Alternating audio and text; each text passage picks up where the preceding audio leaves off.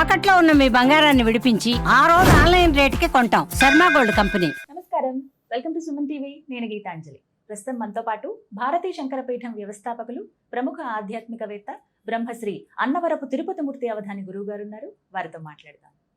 గురుగారు నమస్కారం అండి. ఓం శ్రీ మహాగణాధిపతయే నమః. గురుగారు, మహావైశాఖి మే 12వ తారీఖు.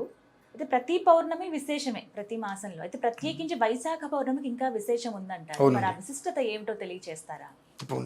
శాంతాకారం భుజగశయనం పద్మనాభం సురేశం విశ్వాకారం గగన సదృశం మేఘవర్ణం శుభాంగం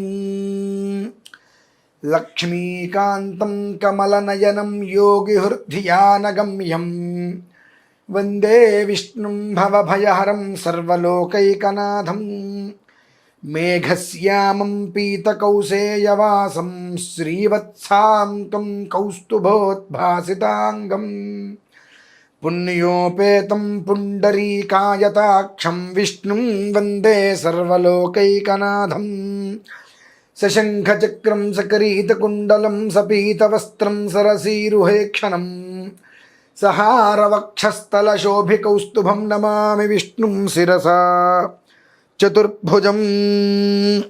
మహావైశాఖి ఆ క మా వై అమ్మ అంటే ఈ 12 మాసాలలో 4 శ్రేయస్కరం. ఈ 4గిట్లలో ప్రధానమైనటువంటిది వైశాఖమమ్మ. వసంత మాసము అని అంటారు కదా, అలానే వసంత మాధవుడు. ప్రతి ఒక్కదానికి కూడా, ప్రతి ఒక్క విషయానికి కూడా నూతనంగా చిగురునిచ్చేటువంటి వాడు. మోడుకి కూడా చిగురునిచ్చేటువంటిది మాసం ఇది. అంత అంటే ఏంటంటే మన జీవితం అయిపోయింది, ఇంకా ఇక మనకు ఆత్మహత్యే శరణ్యం అనుకున్నటువంటి వ్యక్తికి కూడా 100 మంది జీవితాలకి ఉద్ధరించేటువంటి, జీవితానికి చిగురించేటువంటి చక్కటి మాసమే వైశాఖం. అందుకనే మా ఇళ్లలో ఈ వైశాఖ మాసం వచ్చింది అంటే వసంత ఋతువు, చైత్ర వైశాఖాలు వచ్చినాయి అంటే ఎన్నో రకాల యజ్ఞయాగాది క్రతువులు రకరకాలుగా ఎవరితో ఏదో ఒక మూలకి వెళ్ళిపోతాం. 10 రోజులు కూర్చుంటాం, తిండి దీపాలు మానేస్తాం, కూర్చొని చేసేసుకుంటాం, అలా దీక్షలు పెట్టుకుంటాం. కేవలం ఈ 2 మాసాలలో చేసేటువంటి దీక్షా విధానాలు వచ్చేటువంటిది ఏదైతే కనుక ఫలితం ఉంటుందో ఆ తర్వాత 10 నెలలకి అది పంచడం అండి. 10 నెలల పాటు ప్రపంచానికి ఆ ఫలితం పంచుతామంటే ఈ 2 నెలల్లో చేసుకునేటువంటి పుణ్యాలే అంత గొప్పది. అందులో పౌర్ణమి ఎవరికీ నచ్చకపోవచ్చు, అంటే తిట్టకూడదు అనుకుంటున్నట్టు కానీ మనుషులు తిట్టిస్తారు మనల్ని. వైశాఖ పౌర్ణమి రోజు నాడు ఏమాత్రం అవకాశం ఉన్నా వైదిక క్రతువుల్లో ఎలా ఎన్ని చేసుకున్నప్పటికీ కూడా ఆత్మ ఉన్నది, మనోవికాసం గల ప్రతి ఒక్కరూ గీత అంటే భగవద్గీత పారాయణ చేయాలమ్మ. గీతా సారాంశం తెలుసుకోవాలి. ఎందువల్లనంటే ఆ ఒక్క గీత గురించి ఆ ఒక్కరోజు నువ్వు తెలుసుకోగలిగితే నీ గీత మారిపోతుంది. అంత విశేషమైన రోజు పౌర్ణమి.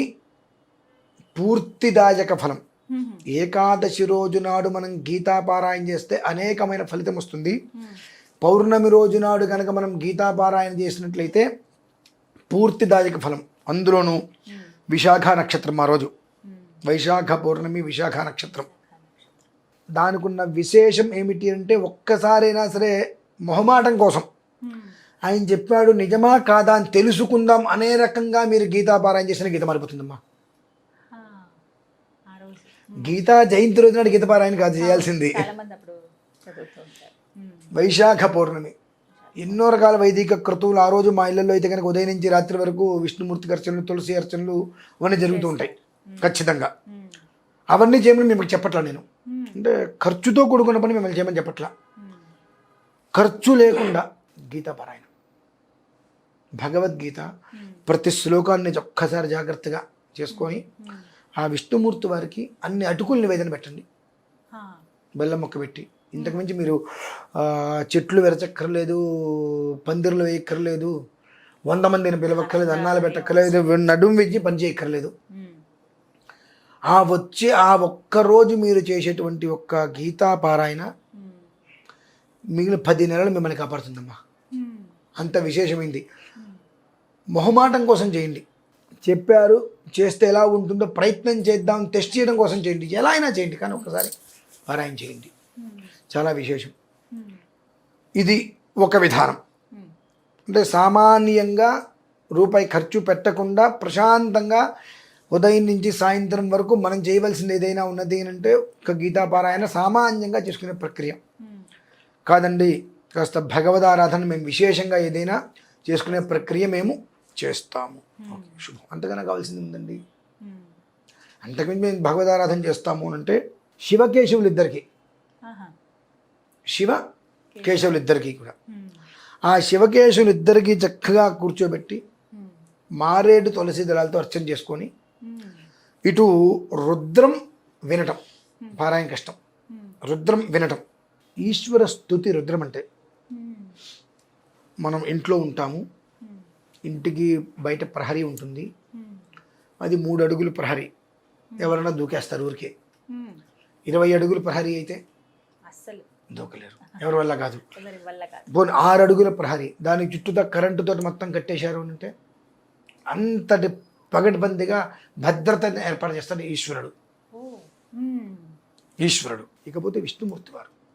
ఆ విష్ణుమూర్తి వారి దగ్గరకు వచ్చినప్పుడు అసంఖ్యేయో ప్రమేయాత్మా విశిష్టశిష్టకృచ్ఛుచి సిద్ధార్థ సిద్ధి సంకల్ప సిద్ధిద సిద్ధి సాధన. అంటే ఏమిటంటే నువ్వు చేసేటువంటి పని, నువ్వు చేసేటువంటి ఏదైనా కావచ్చు, అసంఖ్యేయ, ఇంత సంఖ్య అనేటువంటిది లేకుండా నువ్వు ఏదైనా చెయ్యొచ్చు, మొదలు పెట్టచ్చు. అంటే నాకు ఇంత కావాలి అని కాకుండా అసంఖ్యంగా నాకు కావాలి అనేదైనా నువ్వు మొదలు పెట్టచ్చు. అంత మొదలుపెట్టింది కూడా నీ ప్రమేయం లేకుండా ముందుకు నడిపిస్తాడు. విశిష్ట శిష్ట కృచ్ఛుచి, నువ్వు ఏ రకంగా అయితే మొదలుపెట్టావో దానికన్నా 10,000 కోట్ల రెట్లు విశేషంగా ముందుకు తీసుకెళ్తాడు. ఇట్లా సిద్ధార్థ సిద్ధి సంకల్ప, నువ్వు సంకల్పం మాత్రమే చెయ్యి, ఆ సిద్ధి ఎలా తీసుకెళ్లాలో నాకు తెలుసు అని స్వయంవరం ముందుకు తీసుకెళ్తారమ్మా.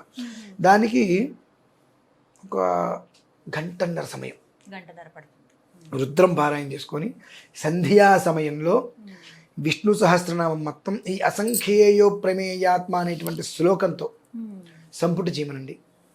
ఒకవేళ ఎవరికి రాదు, నేను ఇవాళ సాయంత్రమే ఈ విష్ణు సహస్రనామాన్ని సంపుటి చేసి అందిస్తా పూర్తిగా.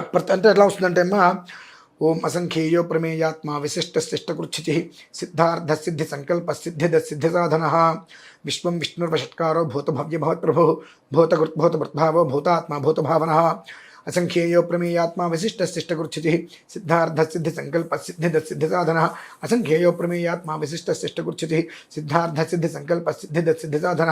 వెంటనే 2 శ్లోకం విష్ణు సహస్రనామంలో. అంటే ప్రతి శ్లోకానికి వెనక ముందు 108కి 3 టైమ్స్ వస్తుంది అది. అలా ఒక్కసారి పారాయణ చేయడం కష్టం కాబట్టి వినగలిగితే ఆ వచ్చేటువంటి